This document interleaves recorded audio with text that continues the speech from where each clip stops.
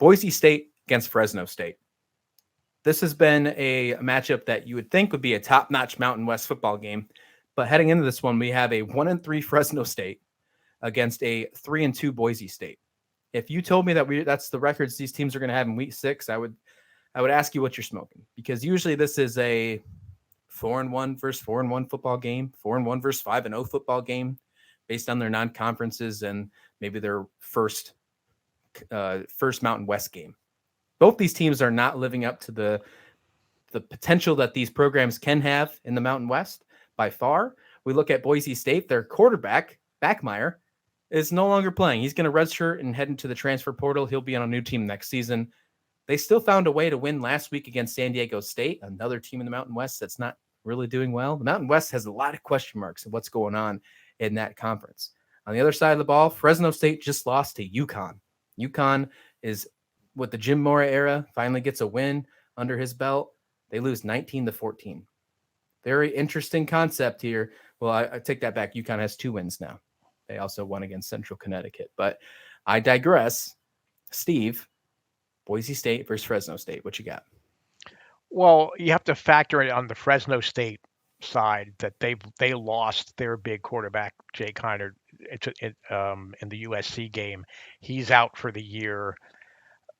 Certainly, if you're losing to a UConn and you're Fresno State, that's telling you that your backup quarterback, now your starting quarterback, leaves a lot to be desired. Maybe he's not ready. I'm not saying he's not talented. He's just not ready yet. Defensively, they allow 400 yards a game. Yeah.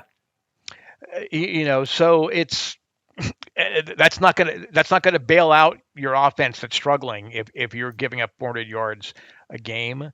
And Boise State has one of the best defenses in the nation. Again, you can argue, well, gee, who have they really played? Well, I mean, it's just how it is. I mean, it's what their schedule has to be. They're one of the best statistically defenses in the country. I think the change from Backmeyer, and you have to give Boise State's coaching staff credit. They went to him and said, "You're not going to be starting the rest. We're telling you now, you're not going to be starting the rest of the year." He didn't play the full game in their last game. They're going with the freshman. I believe his name is Green. Is it Taylor Green or Taylor Green or, But he's 6'6". I mean, he's a big guy. He's a big boy. He can do it. With his legs as well as with his arm. So I think it's smart for Boise State to go there, because I don't know that Backmeyer takes them to a major or mid-major bowl game, really.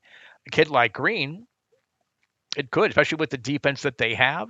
Mm-hmm. So it's unfortunate for Fresno State. I think there were higher hopes, as you alluded to earlier, but this is going to get ugly quick.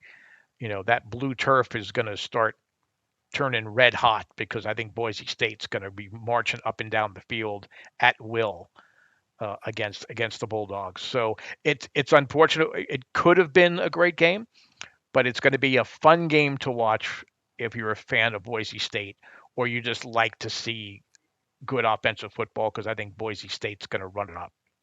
I think Boise State wins this football game outright. They're a 7.5-point favorite, and I think they'll cover that. But I don't think it's going to be a complete blowout. Like, the over-under is 45.5. I'm going to play the under on this game, because I don't think Fresno State is their offense. We just saw last week with their new starting quarterback. They just can't get the job done. Boise State, his offense is not that great either. Now, don't get me wrong, Fresno State's got the 80th worst total defense in the country right now. We know that. Boise State has the 5th best defense in total defense. That's going to be a complete shutout. I just don't think that Fresno State, they might not get 14 points. They got 14 points against UConn. I don't think they might not surpass double digits in this one. But I don't know if we get 30-something points on the Boise State side. I don't know if it gets that high. I'm thinking maybe something like a 28-7, 28-10, and it stays below the under. That's where I'm sitting, because I'm just not as impressed with the Boise State offense either, especially with the transfer of Backmeyer. I think there's issues on both sides of the football with this team, with these two teams, I should say.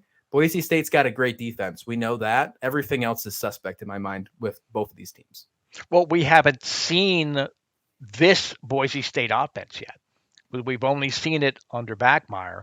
We haven't seen it with Green, who is a maybe a bigger threat running the ball than he is even throwing the ball. That's why I mean I'm gonna hammer the over on this one. I think the only way that it's an under is if Fresno State gets shut out. That's how many points I honestly think Boise State's going to put up in this one. But of course, we know how well my predictions went last week, so maybe I shouldn't be speaking as bravely as I am on this one. But no, I think I would hammer the over on this one. I will say, if they're gonna hit the over, George Holani, the running back for Boise State, is gonna have to have another big day. He's had an opportunity. He's had opportunities to have big days. I think he can, especially against this defense, and I think they will control the football game. This is what I'm thinking though. I'm thinking like a 28-10, and that to me is enough for the under. But we both think Boise State's going to win this game. I think they win it outright. This is probably a game that's over by halftime. This is Yes. where I think, yeah, I think it's a game that's over by halftime.